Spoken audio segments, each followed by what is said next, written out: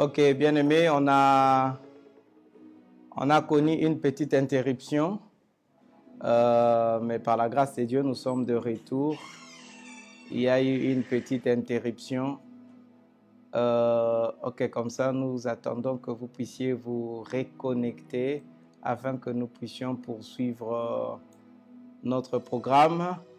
Reconnectez-vous et partagez afin que nous puissions continuer là où nous nous sommes arrêtés. Je crois que par la grâce de Dieu, nous allons finir notre programme et rien ne nous empêchera. Je crois que la connexion est rétablie. Il y a eu juste une petite coupure il y a eu une petite coupure. Mais je crois que c'est rétabli. C'est déjà rétabli. Et nous sommes en train de poursuivre. Je crois que par la grâce de Dieu, nous allons poursuivre. Nous voulons vous voir. Manifestez-vous afin que l'on continue. Dès que l'on vous voit, partagez encore pour que les autres amis se joignent à nous. Excusez-nous pour cette coupure, indépendamment de notre bonne volonté. Il y a eu un petit souci, mais je crois que c'est résolu définitivement. Voilà. Donc, j'étais en train de parler du temple de Dieu qui a été détruit à plusieurs reprises et qui a été restauré et détruit, restauré, détruit, restauré, détruit. Mais le dernier temple, comme je le disais, c'était le temple construit par Hérode, appelé aussi le temple d'Hérode. Alors, ce temple-là a été détruit. Le reste, c'est ce que nous avons aujourd'hui, là où les Juifs prient, le mur de lamentation, et ainsi de suite. Donc, c'est le mur de lamentation actuel. Mais en 1983, déjà, il y a eu des mouvements qui ont commencé pour la reconstruction du temple. Mais quand ils ont fait des sondages, seulement plus ou moins 20% de Juifs pensaient qu'il était temps de rebâtir le temple. Et cela a conduit en sorte qu'en 1989, il y a un mouvement qui avait commencé à Jérusalem qu'on appelle le mouvement du temple, qui continue jusqu'à aujourd'hui. Et alors, ces mouvements du temple regroupent les Juifs, regroupent l'élite juive, les scribes, ainsi de suite. Ils sont en train de faire des collectes de fonds afin de rebâtir les temples, récolter tout le fonds nécessaire. Et selon les informations, ils auraient déjà réuni tout ce qu'il faut pour rebâtir le temple de Jérusalem. Pourquoi? Parce que selon la parole de Dieu, c'est que les temples doivent être rebâtis afin que le Seigneur vienne régner dans ces temples-là. Mais il faudrait faire une attention. Selon la prophétie de Zacharie, le dernier temple qui sera reconstruit où Christ régnera, il ne s'agit pas d'un temple physique où le Christ descendra physiquement pour régner dans ces temples-là, mais il s'agit plutôt d'un temple spirituel. Parce que Jésus lui-même a montré que ce dernier temple qui sera rebâti, c'est les temples de son corps. Quand il a parlé, il a dit dans Jean 2, 19, Jésus leur répondit, détruisez ces temples et dans 3 jours, qu'est-ce que je ferai? Je le relèverai. Il parlait du temple de son cœur. Donc, les derniers temples qui doivent être rebâtis où le Christ règne, ce n'est pas un temple physique, mais plutôt un temple spirituel. Lisons Zacharie chapitre 6, versets 12 à 15. C'est ce temple que Jean est en train de mesurer, c'est ce temple que Jean mesure là où une partie est réservée aux nations. Nous sommes dans Zacharie chapitre 6, je vais lire les versets 12 jusqu'au verset 15. La Bible dit ceci, tu lui diras, ainsi parle l'Éternel des armées. Voici un homme dont le nom est Germe. Germera dans son lieu et bâtira les temples de l'Éternel. Germe bâtira son lieu et bâtira les temples de l'Éternel. On parle du Christ. On dit, il bâtira les temples de l'Éternel, il portera les insignes de la majesté, il s'assiera et dominera sur son trône. Il sera sacrificateur sur son trône et une parfaite union régnera entre l'un et l'autre. Une parfaite union régnera entre l'un et l'autre. Entre l'un et l'autre. L'un et l'autre s'écrit, je vais vous expliquer tantôt. Mais il est dit selon la prophétie que le Christ rebâtira le temple. Et le temple que le Christ a rebâti, le dernier temple, le temple qui va précéder son retour, c'est le temple spirituel, ce n'est pas un temple physique. Mais en même temps que ce temple spirituel sera en train d'être construit, lorsqu'il sera fini, en même temps aussi le temple physique de Jérusalem sera en train d'être construit.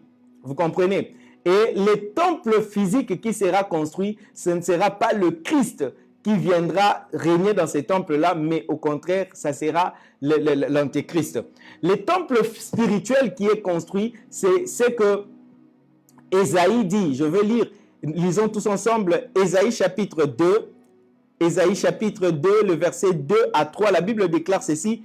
Il arrivera dans la suite du temps que la montagne de la maison de l'Éternel sera fondée sur les sommets des montagnes, qu'elle s'élèvera par-dessus les collines et que toutes les nations y afflueront. Vous attendez, toutes les nations, pas seulement la nation juive, mais toutes les nations y afflueront. Où? Dans la maison de l'Éternel. Des peuples s'y rendront en foule et diront, venez et montons à la montagne de l'Éternel, à la maison du Dieu de Jacob, afin qu'il nous enseigne ses voies et que nous marchions dans ses sentiers, car de Sion sortira la loi et de Jérusalem la parole de l'Éternel. Même Ésaïe a prophétisé sur ces temples où les nations viendront. C'est pourquoi à Jean, il est demandé de mesurer ces temples ou de laisser les parvis extérieurs pour les nations. Parce que les derniers temples, tous les temples qui ont été construits en Israël, c'était pour Israël seulement. Et là où la partie qui était réservée pour les nations, il y avait un mur de séparation pour les profanes, comme on les appelait. Nous allons lire le texte.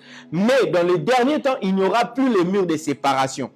Le mur de séparation n'existera plus lorsque les nations viendront dans ces temples qui constituent le corps de Christ. C'est pourquoi 1 Pierre chapitre 2 verset 5, l'apôtre Pierre déclare ceci. Et vous-même, vous qui, l'Église, il dit vous-même, comme des pierres vivantes, édifiez-vous pour former une maison spirituelle, un saint sacerdoce, afin d'offrir des victimes spirituelles agréables à Dieu par Jésus-Christ. Vous, de pierres vivantes, édifiez-vous. Pour former quoi? Le temple de Dieu. Vous comprenez? C'est l'Église qui forme le temple de Dieu. Michée, le prophète Michée également, vient parler là-dessus en ce qui concerne le temple. Michée chapitre 4, 1 à 2, la Bible déclare ceci. Il arrivera dans la suite de temps que la montagne de la maison de l'Éternel sera fondée sur les sommets des montagnes, même prophétie qu'Ésaïe, qu'elle s'élèvera par-dessus les collines et que les peuples y afflueront. Le peuple. Des nations s'y rendront en foule et diront, venez et montons à la montagne de l'Éternel, à la maison du Dieu de Jacob, afin qu'il nous enseigne ses voies et que nous marchons dans ses sentiers, car de Sion sortira la loi et de Jérusalem la parole de l'Éternel. Donc les nations doivent avoir leur place. Alors je disais, ce temple-là qui sera construit, où Christ régnera, ce n'est pas le temple physique, c'est le temple spirituel qui constitue l'Église. Et ce temple marquera le retour de Christ. Ce temple marquera le début du temps de la fin. Mais sachez qu'en même temps, ce temple spirituel sera construit. En même temps, le temple physique aussi à Jérusalem sera construit. Et Christ viendra s'asseoir et régner dans le temple spirituel et non dans le temple physique. Dans le temple physique, c'est l'Antichrist qui va aller s'asseoir là-bas. C'est pourquoi l'apôtre Paul, connaissant ces mystères, il les dit dans 2 Thessaloniciens 2,4. Il dit quoi? Il dit, l'adversaire qui s'élève au-dessus de tout ce qu'on appelle Dieu, ou de ce qu'on adore jusqu'à s'asseoir dans le temple de Dieu, se proclamant lui-même Dieu. Est-ce que vous comprenez ça?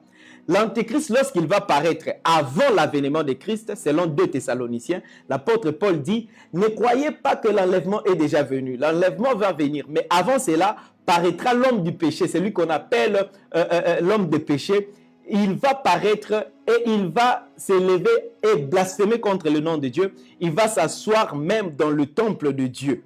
Vous comprenez? Et le temple dans lequel l'Antichrist va s'asseoir, la bête, Ça sera ce temple physique qui sera construit. C'est pourquoi il sera considéré comme le Christ. Mais Jésus-Christ lui-même n'ira pas s'asseoir dans le temple physique qui sera construit, mais il sera dans son temple. C'est pourquoi dans le chapitre 1 d'Apocalypse, il dit c'est lui qui marche au milieu de 7 chandeliers, c'est-à-dire au milieu de son église. Donc, il siège dans son église. Et cette église-là, ce n'est pas un temple physique, mais plutôt un temple spirituel. Le Christ lui-même le dit aussi dans Matthieu 24, le verset 15. Il dit ceci, il donna, Matthieu 24 plutôt, verset 15, la Bible dit ceci, verset 15, parlant de l'Antéchrist qui va s'asseoir dans le temple, il dit, c'est pourquoi lorsque vous verrez l'abomination de la désolation dont a parlé le prophète Daniel établi en lieu saint, que celui qui lui fait attention. En lieu saint, ça veut dire à Jérusalem, dans le temple qui sera construit. L'abomination va s'installer parce que l'Antéchrist va s'installer là et il va dire des paroles blasphématoires contre Dieu. Mais Jésus-Christ lui-même ne viendra pas s'installer dans ce temple-là. Il viendra s'installer dans ces temples qui est demandé à Jean de pouvoir mesurer. Alors, ce temple que Jean est en train de mesurer au verset 1 au verset 2 de Apocalypse 11, qu'est-ce qui se passe? Nous lisons dans Éphésiens. Éphésiens, lisez avec moi Éphésiens chapitre 2 à partir du verset 11. Écoutez ce que la Bible dit. Dans ce temple du temps de la fin, ce temple ne sera pas constitué seulement de Juifs, mais il sera aussi constitué de païens. Ils formeront un seul peuple devant le Seigneur pour l'adorer. Éphésiens, l'apôtre Paul explique encore mieux ces mystères en disant ceci. C'est pourquoi vous, autrefois païens, dans la chair, appelés incirconcis par ceux qu'on appelle circoncis, et qui le sont en la chair par la main de l'homme. Souvenez-vous que vous étiez en ces temps-là sans Christ, pour priver du droit de cité en Israël, étrangers aux alliances de la promesse, sans espérance et sans Dieu dans le monde. Il dit, mais maintenant en Jésus-Christ, vous qui étiez jadis éloignés, vous avez été rapprochés par le sang de Christ, car il est notre paix, lui qui des deux n'en a fait qu'un. Des deux, de qui? Qui sont les deux? Le peuple juif et les nations. Des deux, il n'en a fait qu'un. Il les a menés dans un même temple, dans un même corps qui est le corps du Christ. Il poursuit en disant, il n'en a fait qu'un. Comment? Vous avez, il dit, et qui a renversé les murs de séparation. Les murs de séparation, l'inimitié. Les murs de séparation qui séparaient les Juifs et les nations. Comme ils ont été amenés dans le même temple, les murs de séparation est tombé. Ils constituent maintenant un seul corps. Il dit ceci, ayant anéanti par sa chair la loi des ordonnances dans ses prescriptions, afin de créer en lui-même avec les deux un seul homme nouveau, en établissant la paix, et de les réconcilier l'un et l'autre en un seul corps avec Dieu par la croix, en détruisant par elle l'inimitié. Il est venu annoncer la paix à vous qui étiez loin et la paix à ceux qui étaient près. Vous comprenez? Dieu a amené et le païen et le juif dans un même temple. Le prophète Zacharie le déclare aussi dans Zacharie 2, c'est là où il a prophétisé pour dire que les temples, il y a les murs de séparation. Il dit ceci au verset prenons le verset 1 à 5, il dit, j'ai levé les yeux et regardé, et voici, il y avait un homme tenant dans la main un cordeau pour mesurer. Zacharie vient plusieurs années avant, mais il voit un homme en train de mesurer. Et cet homme que Zacharie voit, c'est Jean. Écoutez la suite. J'ai dit, où vas-tu? Il me dit, je vais mesurer Jérusalem, pour voir de quelle largeur et de quelle longueur elle doit être. Et voici l'ange qui parlait avec moi s'avança, et un autre ange vint à sa rencontre. Il lui dit, cours, parle à ce jeune homme. Lorsque Zacharie voit la vision, il voit Jean comme un jeune homme à qui on donne l'ordre de mesurer. Et il dit ceci, cours, parle à ce jeune homme et dit, Jérusalem sera une ville ouverte à cause de la multitude d'hommes et de bêtes qui seront au milieu d'elle.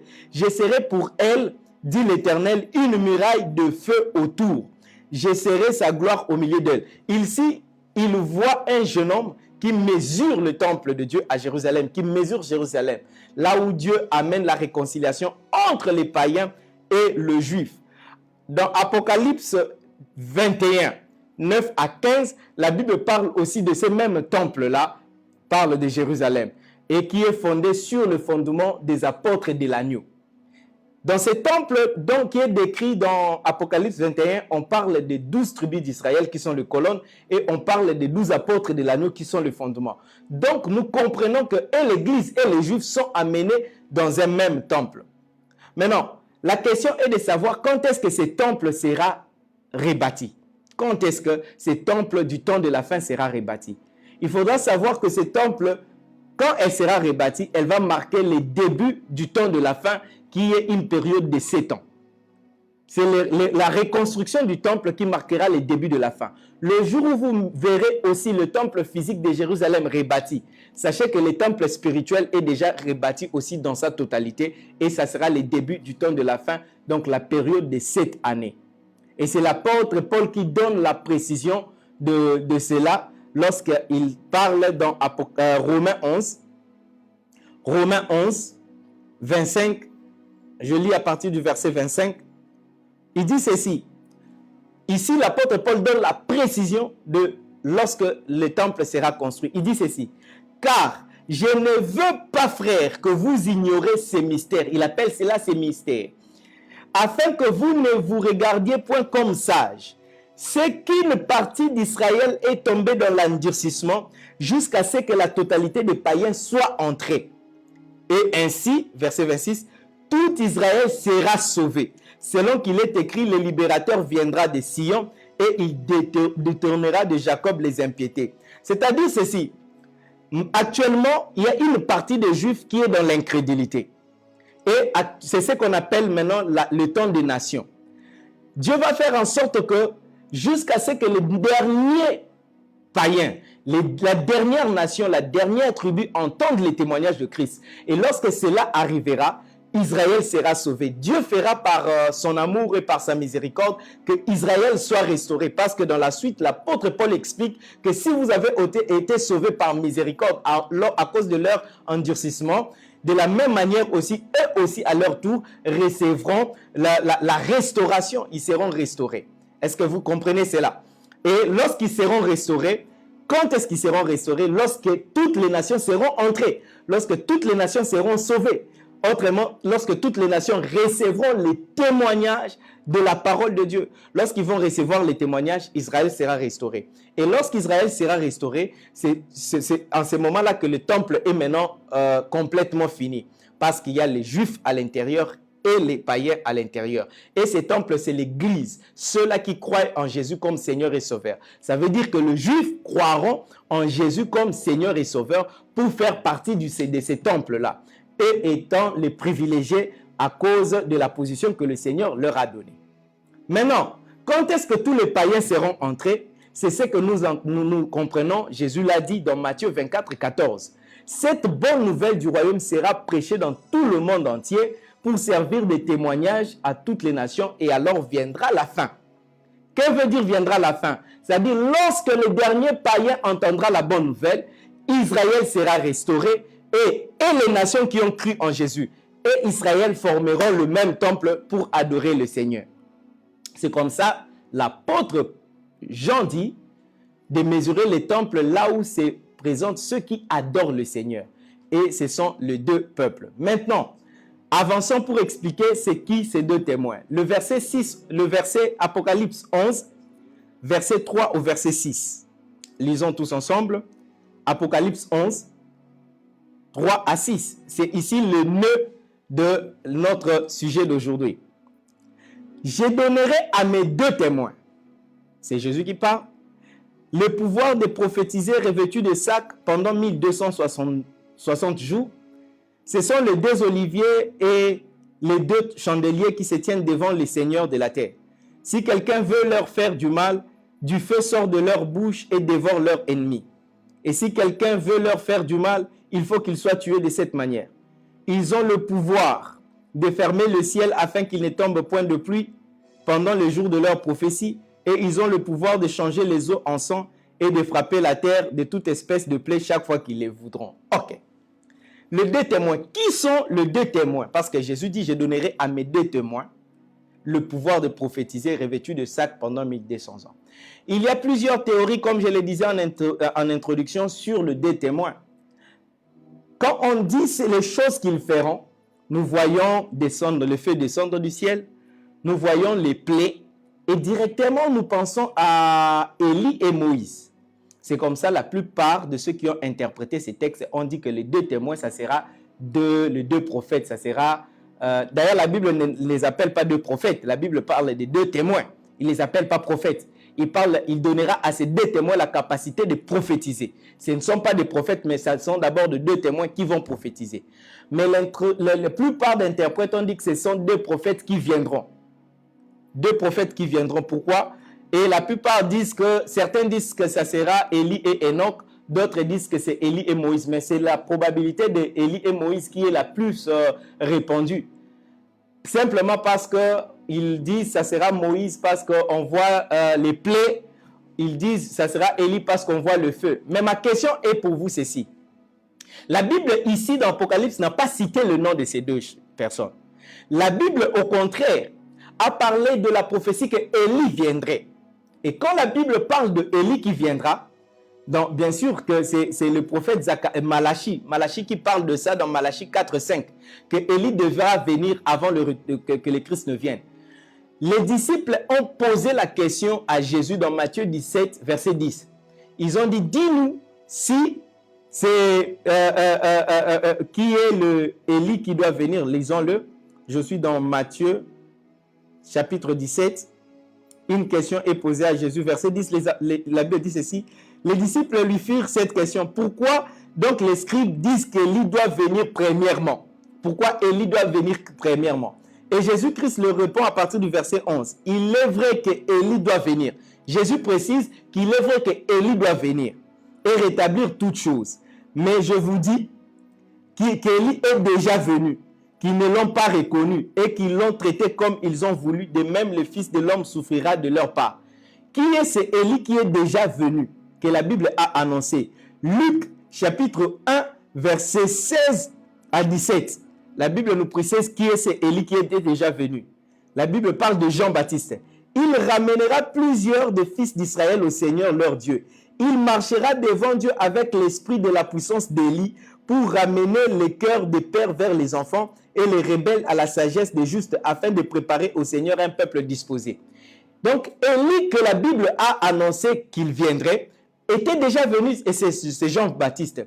Et nulle part dans la Bible, il y a une prophétie qui dit que Élie reviendra dans le temps de la fin avec Moïse pour prophétiser ou pour faire quoi que ce soit. La Bible ne dit pas cela. Une autre chose, on déduit que c'est Élie et Moïse à cause des œuvres qu'ils font.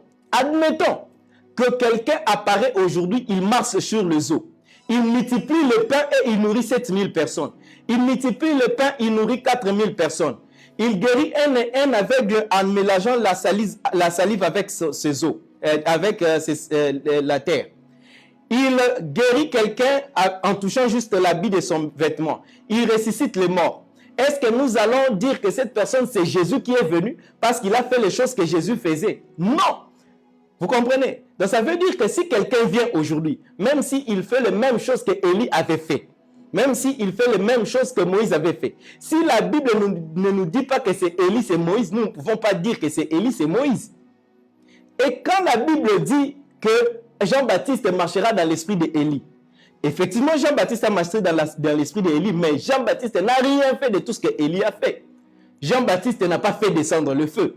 Jean-Baptiste n'a rien fait en termes de miracles qu'on peut comparer à Élie, mais il marchait selon l'esprit d'Élie. Donc, vous comprenez que comme quelqu'un doit marcher dans l'esprit d'un prophète comme Jean-Baptiste, ça ne veut pas dire qu'il fera les choses que cette personne l'a faites. Et déduire que parce que les deux témoins feront descendre le feu comme Élie l'a fait, c'est Élie et Moïse, c'est une conclusion hâtive et anti-biblique parce que la Bible ne dit pas que Élie et Moïse viendront. Mais la Bible les appelle les deux témoins. Or, dans la Bible, nous trouvons là où la Bible parle de témoins, c'est dans Acte 1:8, où la Bible dit que vous recevrez le Saint-Esprit, vous recevrez une puissance, le Saint-Esprit survenant sur vous, et vous serez mes témoins. Et qui sont les témoins? C'est l'Église de Jésus-Christ. Est-ce que vous me saisissez? Et si Jésus a dit à son Église, à ses disciples, vous ferez des choses que j'ai fait et vous en ferez même plus grand. C'est-à-dire que l'Église a la capacité de faire tout ce que Élie avait fait. L'Église a la capacité de faire ce que Moïse avait fait et voire même plus.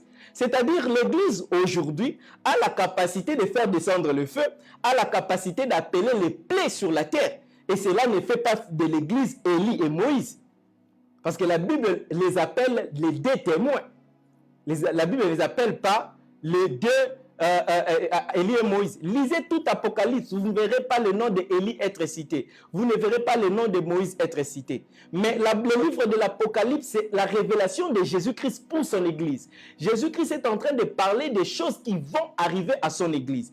Et quand il parle de deux témoins ici, il ne parle pas d'Élie et de Moïse qui doivent encore venir. Parce que la dispensation d'Élie est déjà passée, la dispensation de Moïse est déjà passée, la dispensation d'Enoch est déjà passée. Nous sommes dans la dispensation de l'Église, la dispensation de Christ.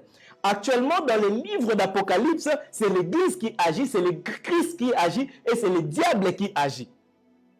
Par les prophètes de l'Ancienne Alliance. Et c'est l'Église qui écrit l'histoire de la fin du monde. Et les deux témoins là, ce n'est pas Moïse, ce n'est pas Élie. Maintenant, regardez, c'est une chose que les interprètes de la Bible ont omis dans leur interprétation en disant que c'est Élie et Moïse. Écoutez ce que la Bible dit. Apocalypse 11, parlant de deux témoins, il dit ceci. Je reprends verset 3. « Je donnerai à mes deux témoins le pouvoir de prophétiser, revêtus de sacs pendant 1260 jours. » Je parlerai de sac, les symbolismes de sac après. 1260 jours, ça veut dire 3 ans et demi. Verset 4.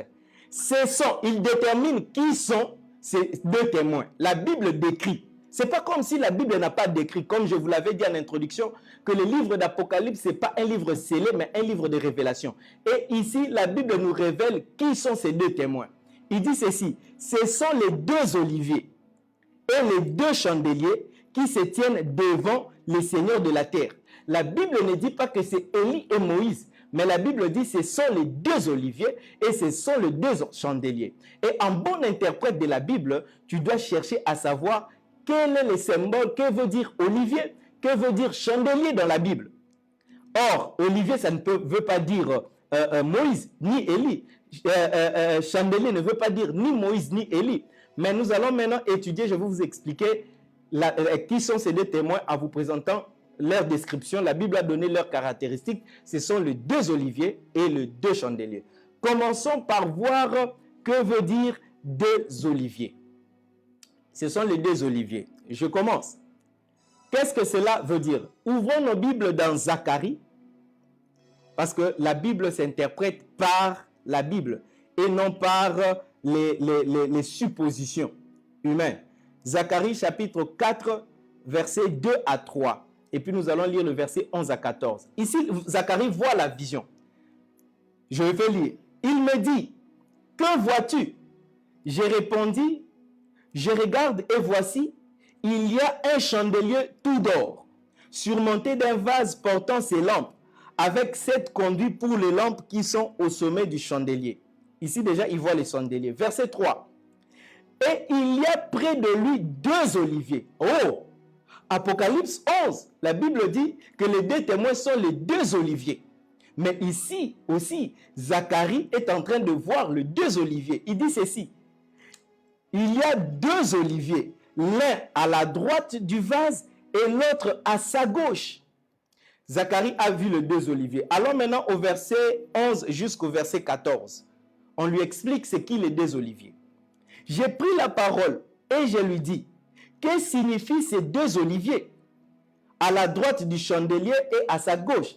Je crois qu'un bon lecteur de la Bible, en lisant Apocalypse 11, lorsqu'il voit qu'on décrit les 2 témoins comme étant les 2 oliviers, il devait s'agenouiller pour demander à Dieu, c'est qui ces 2 oliviers? Comme Zacharie. Maintenant, écoutez l'explication qui est donnée à Zacharie. Il dit, que signifient ces 2 oliviers à la droite du chandelier et à sa gauche? Verset 12. Je pris une seconde fois la parole et je lui dis, que signifient les 2 rameaux d'olivier qui sont près de 2 conduites d'or d'où coule l'or? Pourquoi il précise? Il a d'abord dit des oliviers et puis il dit des rameaux d'olivier. C'était pour donner plus de précision que ces 2 rameaux sont connectés à une même branche. Avant, il les avait appelés les 2 oliviers, mais il précise les 2 rameaux d'olivier qui sont connectés à une même branche. Verset 13. Il me répondit, c'est Dieu qui répond, ne sais-tu pas ce qu'il signifie? J'ai dit, non, Seigneur. Non, mon Seigneur. Verset 14. Il dit, ce sont les 2 oins qui se tiennent devant le Seigneur de la terre. Ce sont qui? Les 2 oins. 2 oliviers, ce sont les 2 oins. Donc, nous avons déjà une description de 2 oliviers. Quand la Bible dit, mes 2 témoins sont les 2 oliviers, donc les 2 témoins sont les 2 oins qui se tiennent où? Devant l'Éternel. Allons dans Jérémie, chapitre 11. Jérémie, chapitre 11, verset 16. Parlant toujours des oliviers, écoutez. Dieu appelle le peuple d'Israël olivier en disant, olivier verdoyant, remarquable par la beauté de son fruit, tel est le nom que t'avait donné l'Éternel. Au bruit d'un grand fracas, il embrasera par le feu et ses rameaux sont brisés. Waouh! Dieu appelle Israël qui? Olivier verdoyant. Ok. Quand nous rentrons maintenant dans Zacharie et que Dieu dit, les 2 oliviers sont les 2 oins. Donc ici, nous avons déjà trouvé l'un des oins. Parce que le peuple d'Israël, comme peuple, ils sont appelés oliviers verdoyants. Donc nous avons déjà l'identité de l'un des 2 oliviers. C'est Israël. Israël représente un olivier. Parmi les 2 qui sont cités dans Apocalypse, que Zacharie avait vu. Olivier représente oint. Donc le peuple juif est un peuple oint de Dieu. Là, nous avons trouvé le premier olivier. Maintenant, avançons pour trouver qui est ou quel est le peuple ou quelle est cette personne qui est le 2e olivier. Romains chapitre 11. Romains chapitre 11, verset 13. Écoutez, je vous l'ai dit, j'aimerais les lire dans la version français courant. Verset 13. Je m'adresse maintenant à vous qui n'êtes pas juifs. Je suis l'apôtre destiné au peuple non juif. Et en tant que tel, je me réjouis de la tâche qui est la mienne. J'espère aussi exciter la jalousie des gens de ma race pour en sauver quelques-uns. En effet, quand ils ont été mis à l'écart, le monde a été réconcilié avec Dieu. Qu'arrivera-t-il alors quand ils seront de nouveau accueillis? Ça sera un vrai retour de la mort à la vie. Si la première part du pain est présentée à Dieu, tout le reste du pain lui appartient aussi. Si les racines d'un arbre sont offertes à Dieu, les branches lui appartiennent aussi. Israël est comme un olivier. Nous avons déjà vu un olivier, c'est Israël. Israël est comme un olivier auquel Dieu a coupé quelques branches, mais toi, non-juif, il t'a greffé parmi les autres branches, comme une branche d'olivier sauvage. Nous avons trouvé le 2e olivier. Les nations, les non-juifs, c'est une autre olivier, mais ils étaient des oliviers sauvages. Ils ont été maintenant connectés, branchés à l'olivier franc. Est-ce que vous me suivez? Nous avons trouvé nos 2 oliviers qui sont les 2 témoins, les 2 oins, le peuple juif est oint, les nations aussi qui représentent l'Église et le peuple oint de Dieu. Donc les 2 oliviers, ce sont les 2 peuples, non pas 2 individus, mais 2 peuples. Alors quand Jésus parle dans Apocalypse 11, il dit, je donnerai à mes 2 témoins, qui sont les 2 oliviers, il est en train de parler non pas de 2 individus, mais de 2 peuples qu'il a oint. Qui sont ces 2 peuples, les 2 oliviers? L'olivier naturel et l'olivier sauvage qu'il a coupé et qu'il a attaché à cette branche naturelle. Donc les 2 témoins, c'est le peuple juif et les païens qui sont venus ensemble pour devenir l'église du Seigneur, attachée au tronc qui est le Christ. Il dit, tu profites maintenant aussi de la sève montant de la racine de l'olivier. C'est pourquoi tu n'as pas à mépriser les branches coupées comment pourrais-tu te vanter? Ce n'est pas toi qui portes la racine, mais c'est la racine qui te porte. Tu vas me dire, mais ces branches ont été coupées pour que je sois greffé moi-même. C'est juste, elles ont été coupées parce qu'elles ont manqué de foi. Et tu te tiens là en raison de ta foi. Mais ne t'enorgueillis pas. Fais bien attention plutôt, car si Dieu n'a pas épargné les Juifs, les branches naturelles, prends garde de peur qu'il ne t'épargne pas non plus. Remarque comment Dieu montre à la fois sa bonté et sa sévérité. Il est sévère envers ceux qui sont tombés et il est bon envers toi. Mais il faut que tu continues à compter sur sa bonté, sinon tu seras aussi coupé comme une branche. Et si les Juifs renoncent à leur incrédulité, ils seront là où ils étaient auparavant, car Dieu a le pouvoir de les greffer de nouveau. Est-ce que vous comprenez ça? C'est ce qu'il dit. Lorsque les nations seront sauvées, Dieu va prendre encore Israël, va les greffer de nouveau. C'est ce qu'il dit à partir du verset 25. Il dit ceci. Waouh! Je veux vous faire connaître les plans secrets de Dieu, afin que vous ne vous preniez pas pour des sages. Une partie du peuple d'Israël restera incapable de comprendre jusqu'à ce que l'ensemble des peuples soit parvenu au salut. L'olivier sauvage, greffé complètement, et c'est ainsi que tout Israël aussi sera sauvé. C'est-à-dire, à ce moment-là, il sera greffé. Et c'est maintenant Israël et les nations qui se tiendront ensemble devant l'Éternel comme étant le déoint, et ils recevront la puissance de Dieu, le pouvoir de prophétiser ensemble pendant le temps de la fin. Est-ce que vous saisissez ce que je suis en train de dire? Les deux témoins. Les deux témoins, l'Église de Dieu qui est constituée et des Juifs et des nations. Les deux branches d'olivier. Alléluia. Et nous sommes en train d'avancer. Il est défini premièrement comme étant il est défini comme étant les deux oliviers, mais il ne s'arrête pas. Il est défini également comme étant les deux chandeliers. C'est ce qu'il est en train de dire. Apocalypse 11, le verset 4, non? Les deux témoins sont les deux oliviers. Nous avons déjà découvert qui représentent les deux oliviers. Ce n'est pas Moïse, ce n'est pas Élie, mais c'est plutôt les Juifs et les nations. Les deux oints de l'Éternel. Il dit, les deux témoins, verset 4, sont les deux oliviers et les deux lampes qui se tiennent devant le Seigneur de la terre. Les deux lampes. Deux lampes. Deux lampes.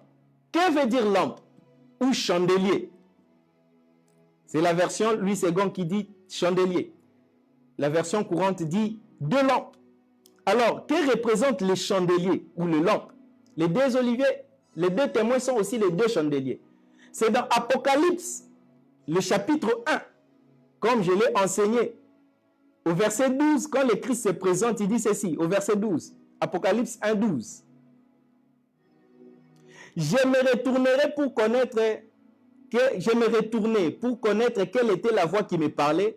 Et après m'être retourné, j'ai vu 7 chandeliers d'or. Qu'est-ce que Jean a vu? 7 chandeliers.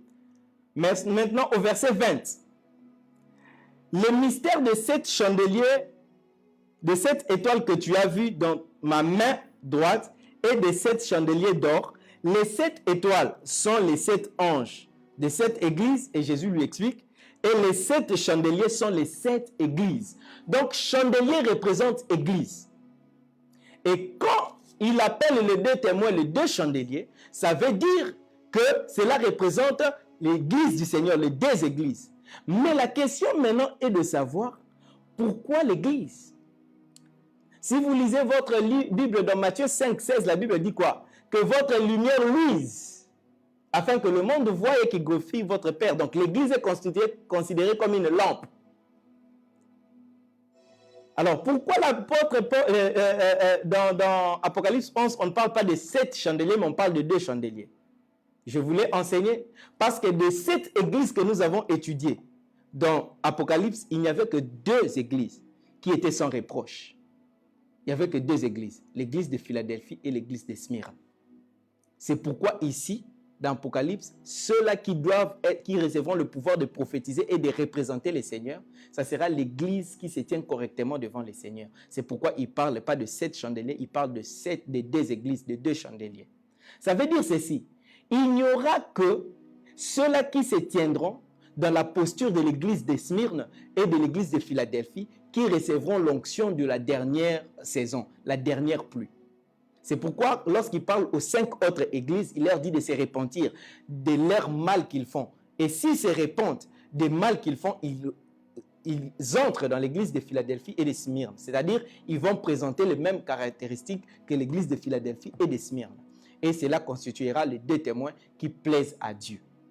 Donc, vous comprenez que lorsqu'il parle de 2 témoins, il ne parle pas de Moïse, il ne parle pas d'Élie, mais plutôt, il parle de 2 témoins. Il parle de 2 oliviers, qui est l'olivier sauvage et l'olivier naturel, qui sont les 2 branches connectées à la même racine qui est le Christ. Je l'ai expliqué dans les leçons qui précédaient, qu'il ne faudrait pas faire la distinction entre l'Église et Israël. Parce que c'est Israël qui a engendré l'Église. Les 12 apôtres n'étaient pas de païens, c'était des Juifs. Et l'Église a commencé à Jérusalem. La première personne à croire en Jésus-Christ, c'était le Juif. Mais la Bible précise par l'apôtre Paul qu'une partie seulement des Juifs était incrédule. Et c'est cette partie-là qui sera relevée lorsque toutes les nations seront atteintes par l'Évangile. Et c'est alors qu'on parle de 2 témoins. C'est comme ça, lorsque vous lisez le chapitre 11 d'Apocalypse au début, lorsqu'il est demandé à Jean de mesurer la temple, on dit ceci: on me donna un roseau semblable à une verge en disant, lève-toi, mesure le temple de Dieu, l'autel et ceux qui y adorent. Qui adorent là? Ce sont les 2 oliviers, les 2 peuples, les juifs et les païens. Les 2 adorent dans le même temple. Ils constituent un même temple là où le mur de séparation a été brisé. Le verset 2, mais les parvis extérieurs du temple, laisse-les en dehors et ne les mesure pas, car il a été donné aux nations et elles fouleront aux pieds la ville sainte pendant 42 mois. Voilà.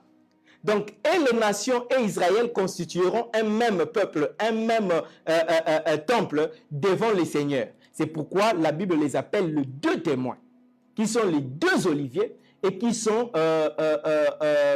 les 2 chandeliers, c'est-à-dire les 2 églises qui craignent le Seigneur, les 2 églises qui n'ont rien, à qui le Seigneur n'a rien reproché. Donc, bien aimé, vous devez comprendre que quand la Bible parle de 2 témoins, il ne s'agit pas de 2 individus, il ne s'agit pas de 2 prophètes, mais il s'agit de 2 peuples. Il s'agit de 2 peuples ouins. Il s'agit de l'olivier franc et de l'olivier sauvage. Il s'agit de juifs et il s'agit de nations qui désormais constituent un même temple, le corps de Christ. Et c'est lorsque ce temple ici sera reconstitué, lorsque Israël sera relevé avec les nations, c'est là que le temps de la fin va commencer. La période de 7 ans. Parce que la Bible précise ceci, je veux lire. Ce sont les 2 oliviers et les 2 chandeliers qui se tiennent devant le Seigneur de la terre. Si quelqu'un veut leur faire du mal, du feu sort de leur bouche et dévore leurs ennemis. Si quelqu'un veut leur faire du mal, il faut qu'ils soient tués de cette manière. Ils ont le pouvoir de fermer le ciel afin qu'il ne tombe point de pluie pendant les jours de leur prophétie. Les jours de leur prophétie, c'est combien de temps? Et ils ont le pouvoir de changer les eaux en sang et de frapper la terre de toute espèce de plaie chaque fois qu'ils le voudront. Les jours de leur prophétie, c'est combien? C'est le 42 mois, c'est-à-dire 3 ans et demi. C'est ça le nombre de jours de leur prophétie, le nombre de temps que le travail leur sera de donner. Concrètement, c'est quoi? Ça veut dire ceci. Lorsque l'évangile atteindra toutes les nations de la terre, pour servir de témoignage, la fin viendra.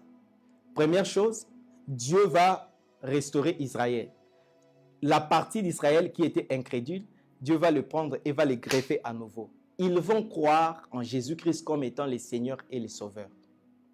Cette partie des Juifs vont croire en Jésus-Christ. Et quand ils vont croire en Jésus-Christ, ils se tiendront ensemble avec les nations pour témoigner Christ dans ces temps de la fin. C'est alors que la prophétie de Joël qui dit « Dans les derniers jours, je répandrai de mon esprit sur toute chair, vos fils et vos filles prophétiseront. » Maintenant là, ça sera la gloire de la seconde maison. Parce que la première maison, c'était l'église primitive. Mais l'église finitive maintenant, c'est cette église qui est constituée. De la même manière que l'église primitive était constituée et des juifs et des nations, De la même manière aussi, l'Église finitive sera constituée de l'Église et des nations, des Juifs et des nations. Et cette Église-là recevra une puissance de Dieu. Dieu va répandre son onction plus qu'au-delà de ce qui était descendu sur les apôtres au temps de l'Église primitive. Ça sera une onction qui sera répandue de manière extraordinaire sur l'Église. Et l'Église sera en train d'opérer des prodiges sur la terre. L'Église sera en train de faire des choses et personne ne sera capable de stopper l'Église dans son ministère, dans ce travail qui lui sera donné pendant ces temps. Mais ce travail ne sera fait que pendant 3 ans et demi. Et pendant ces 3 ans et demi, l'Antichrist ne va pas encore paraître. L'Antichrist ne va pas encore paraître, mais ça sera lorsque l'Église sera restaurée, les Juifs seront restaurés et l'Église aussi recevra cette puissance et ils seront en train de témoigner, les 2 témoins, les 2 oliviers, les 2 chandeliers. Quand ils recevront cet équipement-là, ils vont travailler pendant 3 ans et demi. Et si vous lisez votre Bible, vous ne verrez que pendant ces 3 ans et demi de leur travail, personne n'aura le pouvoir de leur faire du mal. Et l'Antichrist ne paraîtra pas encore en ce moment-là. Mais ça sera seulement le peuple de la terre, les nations. Et la Bible dit une chose intéressante quand il dit, par exemple, si quelqu'un veut leur faire du mal, le feu sortira de leur bouche et dévorer leurs ennemis. Est-ce que la Bible parle du feu naturel? Oui, ça peut aussi être le feu naturel, mais c'est beaucoup plus symbolique lorsque nous lisons Jérémie. Jérémie 5, 14. Il précise et il dit quelque chose. Jérémie 5, 14. Le prophète dit ceci. C'est pourquoi, ainsi parle l'Éternel, le Dieu des armées, parce que vous avez dit cela, voici, je veux que ma parole dans ta bouche soit du feu, et ce peuple du bois, et que ce feu les consume. Vous entendez ce que le prophète Jérémie dit? La parole de Dieu sera quoi dans leur bouche? Du feu. Et ce peuple sera du bois. Et leur parole, donc ce feu-là, va les consumer. Donc quand Apocalypse dit que ceux qui voudront le faire du mal, le feu sortira de leur bouche et le consumera, ça ne sera pas nécessairement le feu physique, mais ça sera d'abord. Ici, on parle, bien que les saints sont capables de faire descendre le feu physique qui brûle, mais c'est beaucoup plus, c'est d'abord, premièrement, la parole de Dieu qui sera puissante et qui sera en train de paralyser le monde et le rendra incapable de faire du mal à l'Église. Comme cela était le cas à un certain moment avec les apôtres. Vous verrez qu'ils parlaient, lorsqu'ils se sont tenus devant les Sanhédrins, ils ont parlé avec pertinence de telle sorte qu'on n'a pas pu le condamner. Vous voyez, leur parole ont anéanti les Sanhédrins, on n'a pas pu le condamner. Et pendant ce temps, lorsque l'Église sera en train de faire son travail, si les nations s'élèvent, si les hommes s'élèvent, les ennemis de l'Église s'élèvent pour les empêcher de faire leur travail, l'Église aura une parole puissante. Une parole suffira pour les terrasser et les mettre KO afin qu'ils ne puissent pas faire du mal. Vous comprenez l'image du feu dans leur bouche qui consumera les ennemis qui vont s'élever. Donc les 2 témoins recevront la puissance de déclaration, la puissance de la parole, la puissance de la proclamation. Ça veut dire que rien n'arrêtera leur proclamation. Et c'est le temps dans lequel nous sommes en train d'aller. Pendant ces 3 ans et demi, lorsque l'Église et Israël sera en train de proclamer l'Évangile, aucune bouche ne pourra les stopper. Aucun mécanisme, rien de ce que l'ennemi peut faire, peut stopper ces témoignages parce qu'ils recevront une puissance de Dieu pour anéantir l'opposition des nations. Et la Bible dit, il poursuit, il dit quoi? Verset 3, je rentre un peu en arrière, il dit, revêtu de ça pendant 1000 ans, pendant 1260 jours, donc c'est le 3 ans et demi. Si quelqu'un veut leur faire du mal, du feu sort de leur bouche et devant leurs ennemis. La parole qu'ils seront en train de proclamer. C'est-à-dire, ce sera des paroles qui accompliront de grandes choses. Et lorsque, par exemple, dans une nation, les ennemis de la nation s'élèveront pour faire le mal dans la nation, il suffit que l'Église parle, que cela ne se fera pas. Vous verrez que cela ne se fera pas. Je donne un exemple. Dans les jours qui sont passés hier, et nous avons suivi un programme prophétique avec le prophète Joe Grace, le PDG. Il y a des prophètes qui sont passés là. ils ont proclamé, ils ont dit des choses que le diable était en train de préparer des choses contre l'Église. Mais il suffit seulement que l'Église proclame que ces choses-là sont annulées, cela n'arrivera pas. C'est le genre de puissance que Dieu donnera à son Église pendant le temps de la fin. Lorsque l'ennemi essaiera de faire quelque chose pour détruire, pour tuer, pour stopper, il suffira que l'Église déclare. C'est-à-dire leur parole sera comme du feu et eux, ils seront comme du bois et ils seront consumés. Vous comprenez? Et en voyant tout ce qui se passe ici, nous comprenons vraiment l'application de cette parole ici. Il ne s'agit pas d'Élie, il ne s'agit pas de Moïse, mais il s'agit de l'Église et des Juifs. Il s'agit des nations et des Juifs qui constituent l'Église du Seigneur, des deux témoins qui vont témoigner. Il poursuit, il dit, ils ont le pouvoir de fermer le ciel afin qu'il ne tombe point de pluie pendant les jours de leur prophétie. Par exemple, le prophète Jonas a donné une autre prophétie parlant dans 3 jours qu'il y avait une pluie qui était prévue pour tuer les gens. Et il a dit quoi? Nous avons le pouvoir d'arrêter cette pluie. Et il a dit cela n'arrivera pas. Vous comprenez? Il a dit cela n'arrivera pas. Donc ça, ce ne sont que les prémices où l'Église sera capable de dire qu'il ne va pas pleuvoir et il ne va pas pleuvoir. Et l'Église sera capable de dire qu'il va pleuvoir et il va pleuvoir. C'est le genre de puissance que Dieu donne à l'Église, où nous serons capables de manipuler même les éléments de la nature. Nous serons capables de décréter des choses. Ils disent quoi? Il dit encore quoi? Ils ont le pouvoir de changer les eaux ensemble et de frapper la terre de toute espèce de plaie chaque fois qu'ils voudront. C'est-à-dire que l'Église aura le pouvoir pendant ces 3 ans et demi, donc c'est-à-dire la première section de 7 ans. C'est l'Église, ce sera les reines de l'Église. C'est l'Église qui va dominer, les deux témoins. C'est eux qui vont faire la loi. C'est eux qui vont faire la loi pendant ces temps-là. Et le Seigneur donnera cette puissance afin que les témoignages soient rendus dans le monde entier, afin que le monde se rende compte de ce que le Christ a fait de son peuple saint. Et pendant ces temps, ça sera le temps de relever le faible. Ça sera le temps de relever les 5 églises qui ne sont pas en train de bien se comporter. Ça sera le temps de les amener à la repentance avant d'entrer dans la période de la tribulation, pendant la période de souffrance. Et la tribulation ne durera pas 7 ans, comme on nous a enseigné, mais la tribulation ne durera que 3 ans et demi. Parce que les 3 premières années et demie, c'est le temps qui est donné aux deux témoins de finir le travail. Et pendant le 3 ans et demi, ils seront en train de proclamer avec puissance, ils seront en train de dominer les nations avec la puissance de Dieu. Et quand ils vont finir leur témoignage, c'est-à-dire le 3 ans et demi, le verset 7 maintenant nous dit, écoutez ce que le verset 7, quand ils auront achevé leur témoignage de 3 ans et demi, la bête qui monte de l'abîme leur fera la guerre, les vaincra. Voilà, c'est là où les choses commencent. L'Antichrist, la bête qui va s'élever, il va s'élever à la moitié de cette année. Il va s'élever au milieu, donc 3 ans et demi après le témoignage de l'Église, des deux témoins, l'Église et le Juif. L'Antichrist maintenant va s'élever au milieu là. Il va maintenant faire la guerre aux saints, aux deux témoins. Et il va les exterminer. C'est pourquoi quand vous lisez les autres textes, par exemple au chapitre 13, lorsque la bête s'élève, il fait la guerre. Le pouvoir lui a été donné de faire la guerre aux saints et de le vaincre. Quand on parle de saints, on est en train de parler de ces deux témoins. C'est-à-dire le peuple juif et l'Église, les nations, qui constituent tous le saint peuple, le peuple saint de l'Éternel.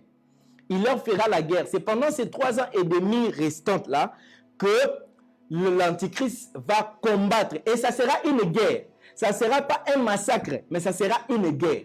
Et c'est durant cette guerre de 3 ans et demi que la bête sera blessée par les deux témoins, parce que les deux témoins auront le pouvoir d'agir aussi. Et c'est cette blessure-là que le faux prophète viendra guérir.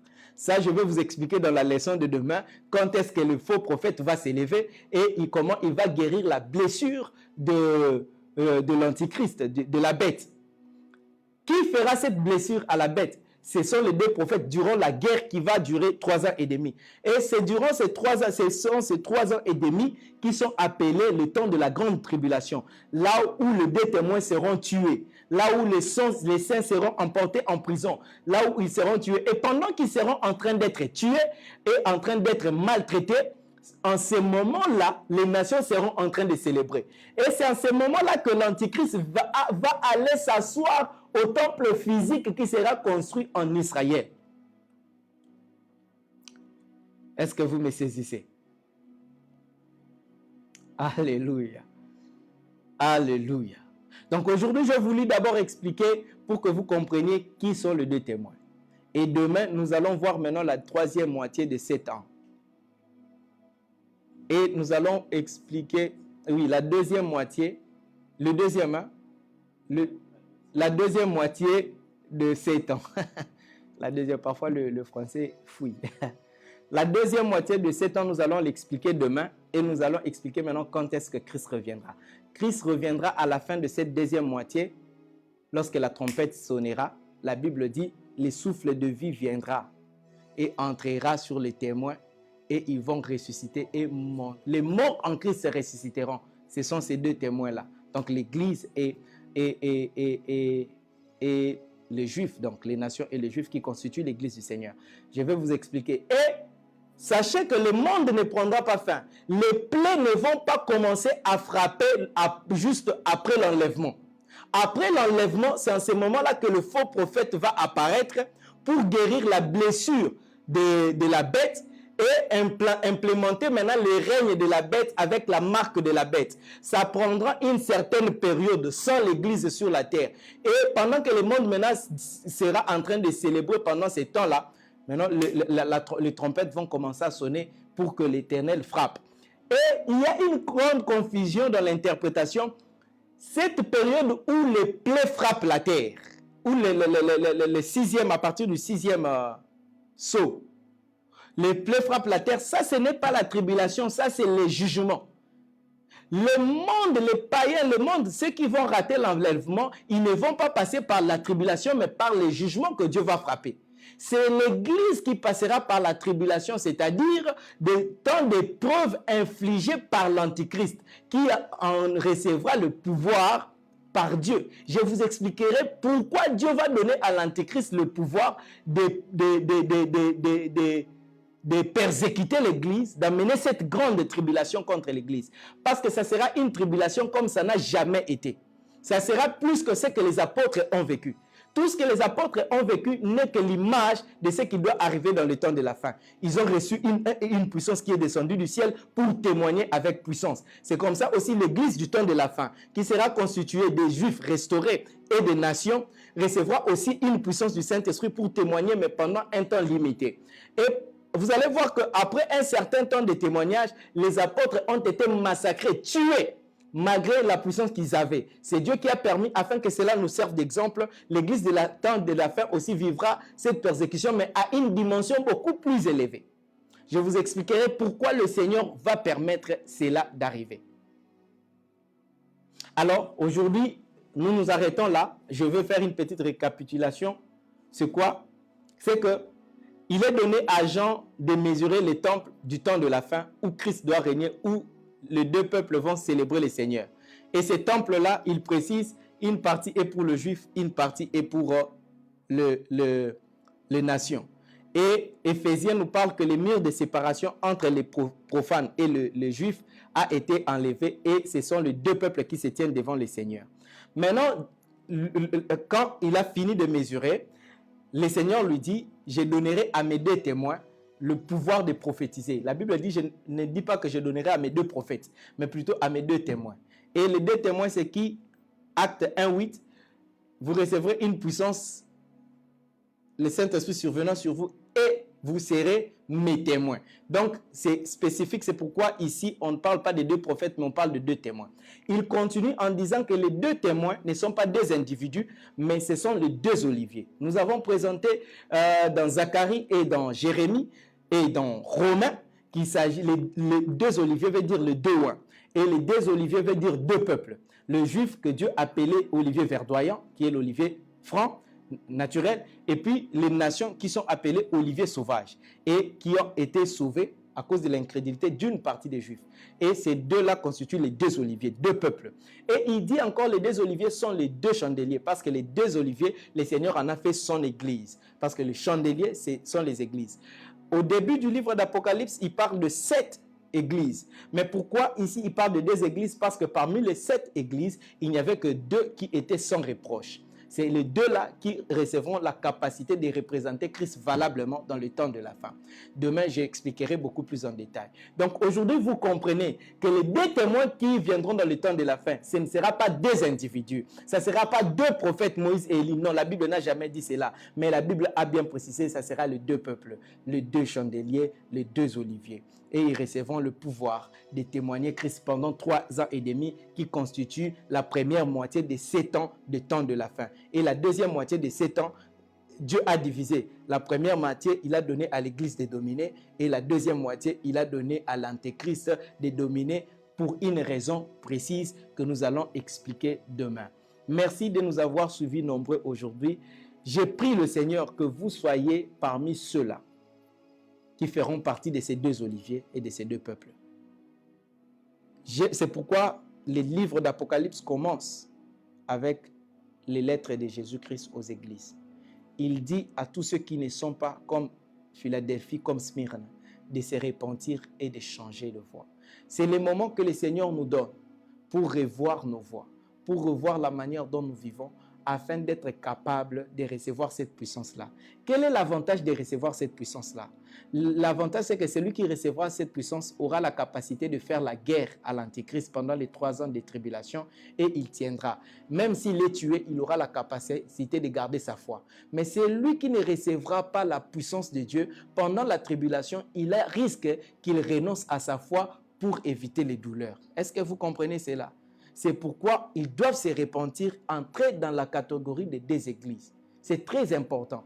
Tout celui qui ne se tiendra pas comme l'église de Philadelphie, comme l'église de Smyrne, pendant maintenant la tribulation, il risque de renier le Christ. Il risque de ne pas supporter cette guerre-là. Il risque de ne pas supporter la prison. Parce que le Seigneur a dit, il mènera certains d'entre vous en prison. Et certains mourront. Mais qui sera capable de tenir? C'est seulement ceux-là qui sont comme l'église de Smyrne et comme l'église de Philadelphie. Si tu es comme toutes les autres églises avec des problèmes, tu ne sauras pas résister pendant les 3 ans et demi et tu risques de rater l'enlèvement. Pourquoi l'Antéchrist vous amènera à renier la foi?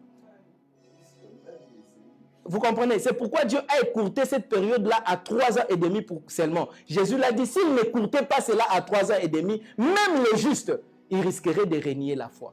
Et pour que tu sois parmi les justes qui ne renieront pas leur foi, il faut que tu fasses partie de ces deux chandeliers, l'église de Philadelphie et de Smyrne, sans reproche devant le Seigneur. J'ai pris de tout mon cœur, de toute mon âme, que le Seigneur, mon Dieu, t'aide aujourd'hui à te tenir fermement, à regarder ta vie, à t'examiner comme les autres comme les églises à qui il a fait la remarque, afin que tu te tiennes comme l'église de Philadelphie et de Smyrne, de telle sorte que le jour où il y aura ce vent impétueux qui fera descendre l'onction, le pouvoir de prophétiser pendant de 3 ans et demi, que toi tu fasses partie de ces deux oliviers, que tu fasses partie de ces deux témoins, que tu fasses partie de ces deux chandeliers qui témoigneront et qui manifesteront la puissance de Dieu sur la terre. Je prie dans le nom de Jésus que le Saint-Esprit touche ton cœur là où tu es et qu'il te fasse voir les choses que tu dois abandonner, qu'il te fasse voir les choses que tu dois relâcher, qu'il t'amène dans la chambre haute, là où les saints sont en train de se réunir en ce moment précis pour attendre la venue du Saint-Esprit.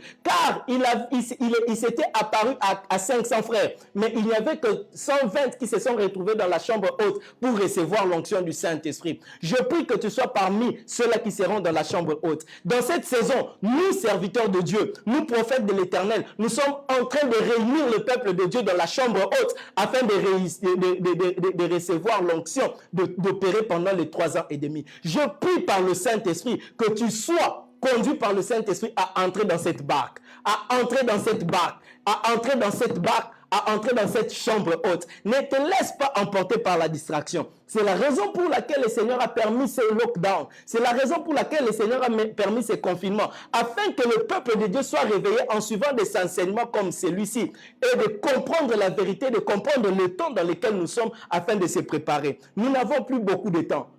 Frère, tiens-toi comme il faut. Alors ne manque pas à ces programmes. Appelle les autres, partage-les avec les autres afin qu'ils comprennent la vérité. Les deux témoins.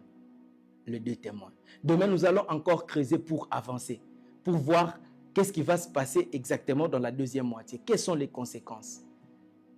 J'ai prié que mon Dieu vous parle, que cette parole trouve sa place dans son cœur. Prions le Seigneur. Dieu très saint, je prie dans le nom de Jésus avec le Saint-Esprit. Toi qui t'es révélé à moi, tu m'as ouvert les yeux, tu m'as amené dans ton saint temple. Tu m'as amené sur ta sainte montagne afin que je voie les mystères de ces temps ici et que je les révèle à ton peuple. Père, que cette onction opère dans la vie de tous ceux qui me suivent et qui comprennent la vérité et que cette vérité les rende libres.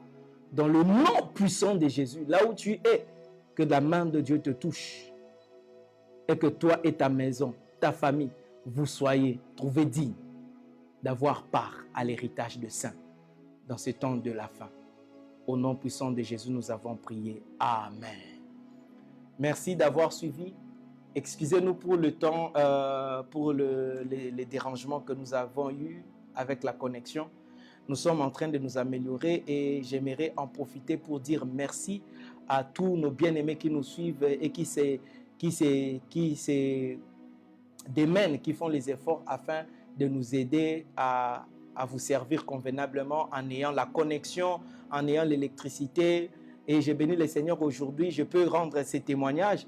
Nous avons, hier, on n'a pas pu finir notre prestation, notre moment d'adoration parce que le courant était parti et le groupe, les petits groupes qu'on a causé des problèmes. Et aujourd'hui, dans l'avant-midi, nous avons fait la réunion avec l'équipe pour acheter un nouveau groupe d'une bonne capacité.